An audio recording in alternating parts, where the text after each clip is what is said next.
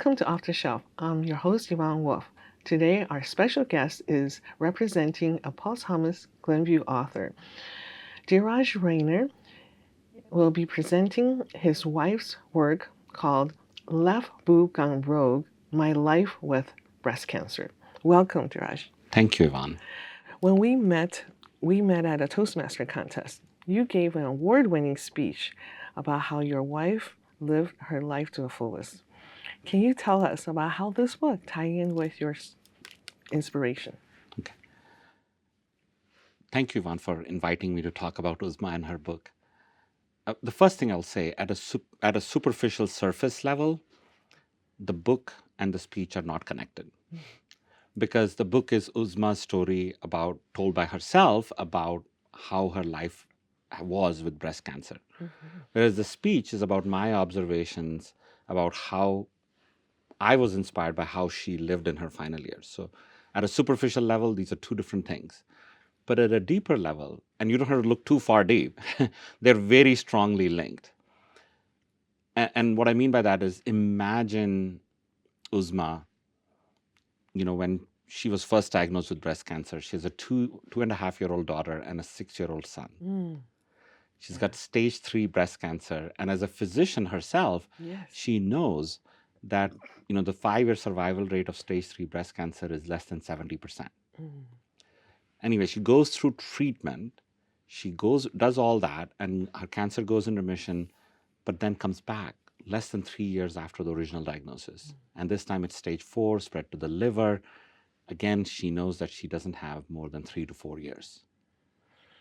I can't imagine, in my shoes, what it would do to me if I was there. Yes, but your whole family life. Right. But she, initially, after a period of feeling crushed, she pulled herself up and did something that I had never seen her do, which is basically started living in a way that she had never lived before. She started volunteering. She started trying out things she had never done, things like parasailing and water park rides and roller coaster rides. She used to write a blog that she had started when she first got diagnosed with cancer. She decided then that she was going to turn it into a book. Okay, so she had... Which is what this book is ultimately based off of. She started making new friends. Okay. She made a lot of new friends, some of whom are still in our lives today. I just wanted to say that's quite unusual, because many times people just become much close off there because they don't have time for the social activities. They try to close in their lives. So that is. But she just expanded it. She just expanded it, and she, in 2016, Ford, the car company, has a program called Warriors in Pink, in where they nominate models of courage. They call them models of courage, people with breast cancer who have lived inspiring lives. She was chosen as one of their models of courage after her cancer came back. Wow. So quite an honor. She did amazing things, and I had a up close and personal view to all that. And so I was inspired by that to sort of capture my observations about how she did it. So in my speech, I said, she embraced the present, spiced it up, and forgave everyone. You won't find those terms in the book because they're not there, because she's not talking about how she's living an inspiring life. She's talking about her experience with breast cancer and different facets of it. But that's how she did it, and I saw that. And so on the surface, the book and the speech are not connected, but they're really connected because of how she lived her life. Yes, and I understand that your wife, Uzma, was very artistically inclined too. She's not just a physician, like we tend to think of that as a very clinical minded person and scientific minded person, but she's a poet and and artist. Can you tell us more? Yeah, she wrote poems in Urdu, her native language. She used to draw. She used to sketch. She made plaster of Paris sculptures, but none of that professionally. All of that was basically, she was amazing at henna art. Okay. She was phenomenal at henna art. So she did a lot of these different things, and even as during her final 3 years of her life, she took art classes Yeah. in different styles of painting. So So Japanese style of painting yes. and other, oil painting, all of that. And did she address that in this book in the way that, yeah, that how to deal with, let's say, the emotional side of dealing with cancer? She doesn't talk about the art necessarily in this book. She doesn't. And I think in this book, she talks more about she does talk about the emotional aspects of cancer and how it makes you feel, the different parts of it, how it makes you feel to have people say, different things to you when you're dealing with cancer, how it makes you feel to have, when the healthcare system, interactions with healthcare system, how do Yes. that go? All of that. She does write about that. Yeah, well, that sounds like a bigger book already, just to deal with the healthcare professionals Right, and right. what they offer. Well, so how whose idea was it to write? But you said that in the beginning, right from the beginning, when she started a blog, she was aiming for a book. Was that her idea, or She wasn't aiming for a book when she started the blog. okay? Okay. She started the blog, and this is another remarkable story. She started the blog like a week before her mastectomy. Okay. She Yeah. started writing about this. She did not necessarily think that she was going to write a book about this, but she did have a dream for many years that she wanted to write a book. But like many people with similar dreams, she kept delaying it because the time is not right, wanting to have fewer responsibilities, career is going on, all of those kinds of things. Yes. Yeah. And so, but when her cancer came back and she realized that she's going to have 3 to 4 more years and that's it, she was like, I'm going to pursue all the dreams that I can. um, and so that's when she decided that she was going to turn her blog into a book. Her blog was called exactly the same thing that the book is called, Left Boob Gone Rogue. So she decided to use that blog as a foundation for the book. Yeah. So it was her idea. To improve her writing, she actually took writing classes.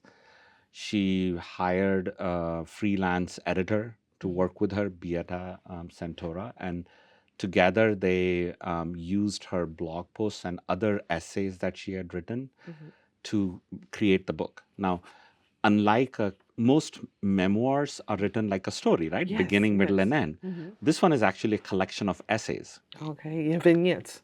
collection of essays. And what she and her editor did was arrange them in such a way that they have a narrative arc that is similar to a conventional memoir. I see. I see. So beginning, middle, and end kind of. So they have that narrative arc that gives you a sense, but they're not necessarily arranged in the book in the same way that they were in the same order that they were written originally. Yeah.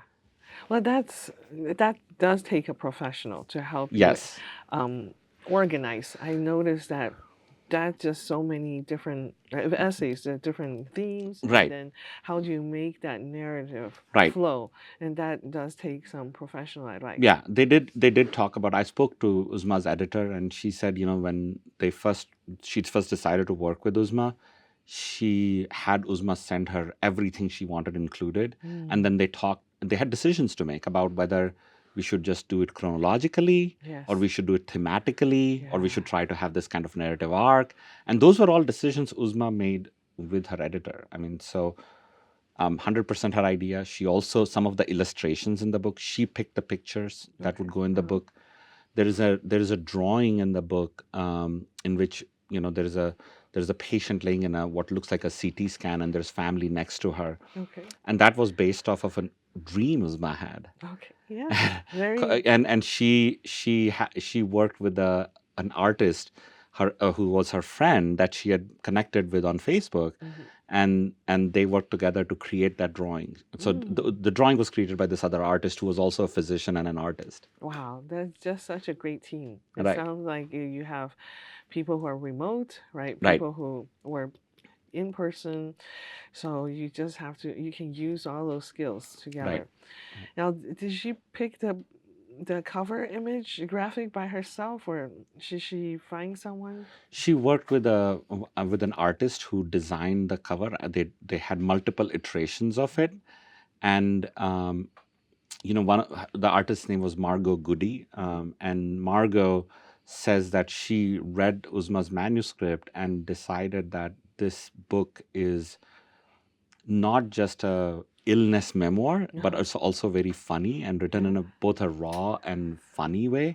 And so she tried to create designs that would reflect both the seriousness and the humor, and so together they looked at multiple options, and eventually Uzma picked the final one. I see. Well, it's very bold and memorable. Yes. Now, is her audience more of people who get this diagnosis, women who deal with this, or is it also for the family members to help them cope, right? Because what would you say as a family member? See, we wouldn't know what to say. Right. So I think Uzma's, her editor and I spoke about this as to what we thought was Uzma's audience. And I think Uzma's audience were like, she had multiple audiences. The first was the people with cancer, especially terminal cancer. Cancer is a disease that makes you feel very lonely. Even though it's what they say, 1 out of 3. 1 out of 8 women, American women, will get breast cancer. But all cancer, But yeah, 1 out of 3 is all cancer. But terminal breast cancer, especially terminal cancer, can make you feel very alone, even when you have all the support in the world. And the loneliness comes from an interesting thing that we often don't think about, which Uzma wrote in her book. Sometimes people will say to somebody with breast cancer, especially terminal cancer, when they'll say, "Oh, but don't worry, we could all die tomorrow." Right? And it is true, right? It is true. It is true. Life is unpredictable, and I could walk out of here, and there are 1,000 different ways in which I could meet my death in an unexpected way, right? But we can reflect on it, and we have the luxury of reflecting on it for a moment or two, on the unpredictability of life and death, and then forget about it and live our usual lives. Yes, and have lunch. Yeah. right. And what Uzma wrote in her book is, as a terminal cancer patient, she was living life in full view of death every single day. Yes. And that's a very lonely place to be. Yes.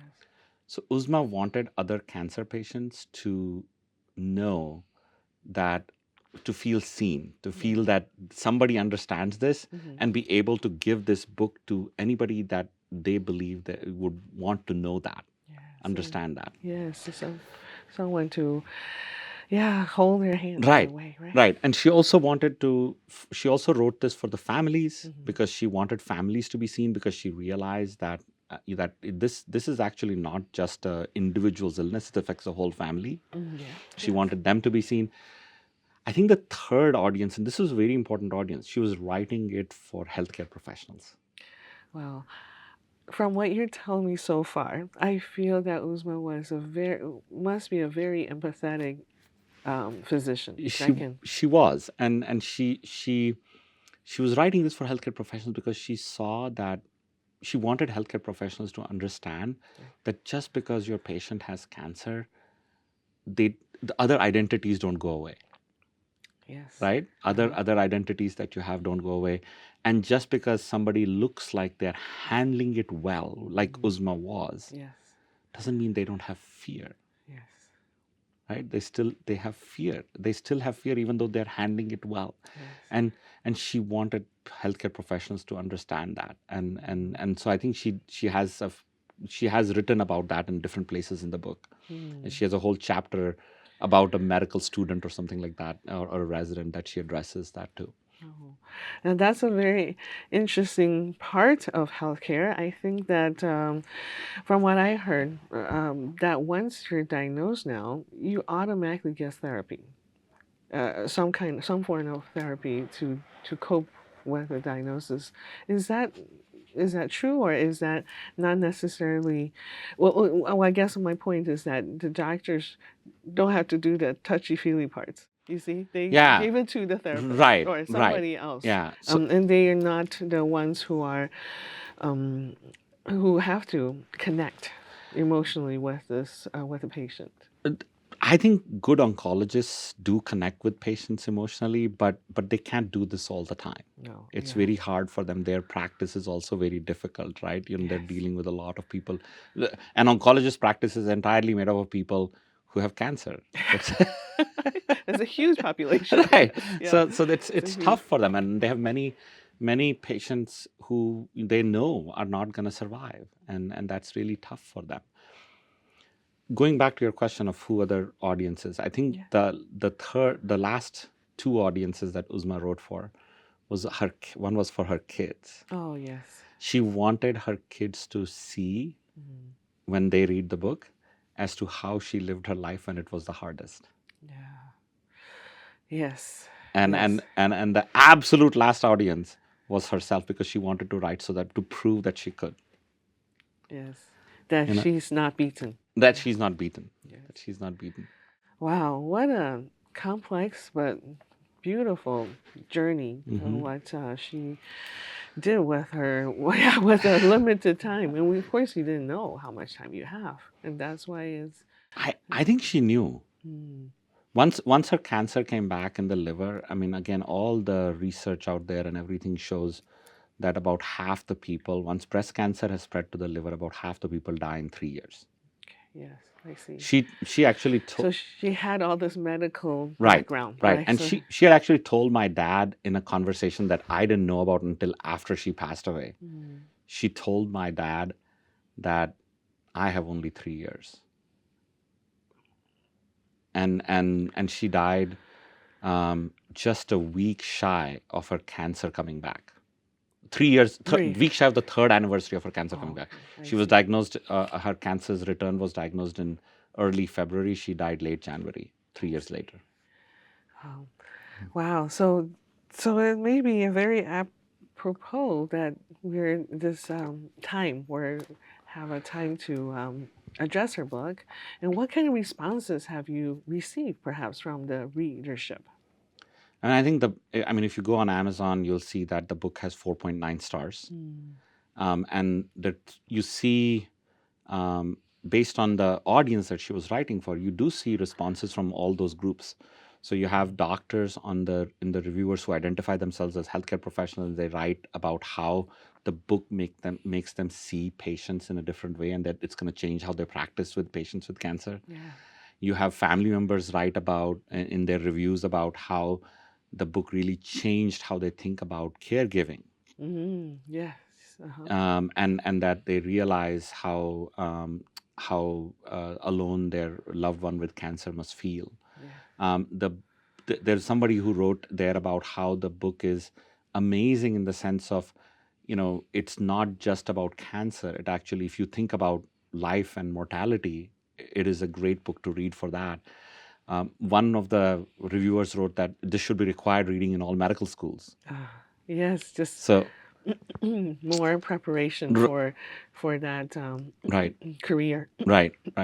So the reviews of the book are amazing, and I still have people who will sometimes reach out to me and say, when I'll post anything on social media about Uzma's anniversary or something, Yeah. they'll talk about how they've read her book, how it's amazing, and So you constantly get yes, feedback, and that's really a way that she's impacting the future. yes, And her philosophy lives on. yes.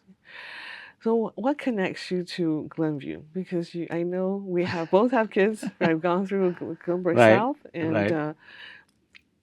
tell us about your Glenview connection. My Glenview connection started in a very unusual way. I was in residency myself when one of my faculty supervisors basically said, "Hey, I want you to work with somebody as a mentor. He's a retired psychiatrist from Croatia. He used to be the head of the Illinois Department of Mental Health at one point." So I said, "Okay." So his name was Dr. Pavkovic, Ivan Pavkovic, and he said, "You would need to work with him." I said, "Okay." So I connected with Dr. Pavkovic, and he said, "I live in Glenview. I'm retired. I'm not coming downtown to meet you. You need to come here to meet me." So I started coming weekly to Glenview in '99 Okay. to meet him. Okay. After that, he became an amazing mentor. And after that, I went to practice in northern Wisconsin for about 8 years. Uzma and I went there. Wow. And then when we were coming back to Chicago, I was coming as a chief medical officer of a hospital that was about 30 minutes drive from Glenview. Mhm. And I was like, I need to be meeting with Dr. Paukovich again every week. By that time, he had terminal kidney cancer. Mm. And there was no way he was going to meet me anywhere else besides his own home. So Uzma and I happened to look at schools in Glenview. We thought that, okay, you know what? Schools are good. Yes. Let's find a place that is close to Dr. Paukovich's place. So his place Yeah. was barely 2 miles from where we bought our home. You And said, so, look no more, right? Like, look no more to Glenview. You're and, destined. and so that's how we ended up in Glenview. That's how we Mm. ended up in Glenview. And now, both my kids have gone to schools here. Yes. We have a bench in Uzma's memory in Gallery Park. We have a tree in Uzma's memory in Gallery Park. So it's home now. Yes, and that's a great way to remember her. Right. Yeah, this is where you can visit anytime. Right. Well, so what would you say to encourage other writers? Okay. So I write a blog meant for physicians and other clinicians who are interested in leadership in the healthcare field. So I have some self-imposed deadlines about writing, but I'm not a book writer. So, but that's Blog is a good place to start. but that's what I do. So based on that, what I would say to people is, if you're interested in writing, write every day. I mean, so I write the blog, and I also write at least one speech a month for my Toastmasters club. Okay, so I do at least one prepared speech in my club. Yes. So I write for both of those things, and I'll say to people, write every day. It doesn't matter if you write 5 lines every day. It doesn't matter if you write a whole paragraph every day. It doesn't matter if you write badly every day. Some of that will never see light of day, and that's okay. But it's about the habit. It's about the So habit. habit first. Habit first. Because just write every day, and eventually all those writings will become something. They may not take exactly the shape in which you've written them. That's not exactly how it will get published or see light of day in a speech or something like that. But write every day. So I have a rule that I never go 2 days without writing Mm. for myself. Yes. So more than 2 days. So if I go 2 days, it's fine. Even when I'm on vacation, I'll find somewhere. So maybe 2 days I go without writing, and third day I have to write. And that's a good habit to keep up. Right. It's for our own sanity and own Right. yeah. Right. Yeah. So that's great to know. I think that's a wonderful advice for everyone. Well, and oh yes, and how have you addressed the marketing of this book? So so when Uzma passed away, the first challenge, of course, was that I couldn't market it in the same way that she could have, right? Because she was the author. Now she's gone. She's not. She's a previously unpublished author. This is also a self-published book. Uzma. So one thing I would say is, Uzma really wanted to hold the book in her hand before she died. No. Okay. So she realized about a year before she passed away that there is no way she can go the traditional publishing route and get the book in her hand before she dies. All right. Because everybody told her that it's going to take 1 to 2 years Exactly. to get a publisher to buy it. And then, of Usually, course, yes. so she decided, that's when she decided, about a year before she died, she decided that she was going to self-publish it. She's not even going to pursue the traditional route. After she died, I got put in touch with a literary agent who basically decided to pick the book up to try to sell to publishers. Yes. So I wrote a book proposal for it and all of that kind of stuff, and we tried to sell it to publishers. And the literary agent had the book for 2 years. So apart from writing things about it on social media, that was the other thing that I did to try to get her book out. It wasn't picked up by publishers, any publisher, in 2 years. So eventually, that's the only thing I do now, is really write about it on social media, probably at her anniversary and the anniversary of the book being published, and that's what I do. I see. Well, I think that's a very personal way to Right. Share her book. Right. And well, I'm very glad, Dheeraj, you have time to be with us today. Thank you. And we'll hope to have you back and present your own book. Well, you're too kind, Yvonne. will happen, I'm sure. And thank you for watching. Join us next time on Off the Shelf.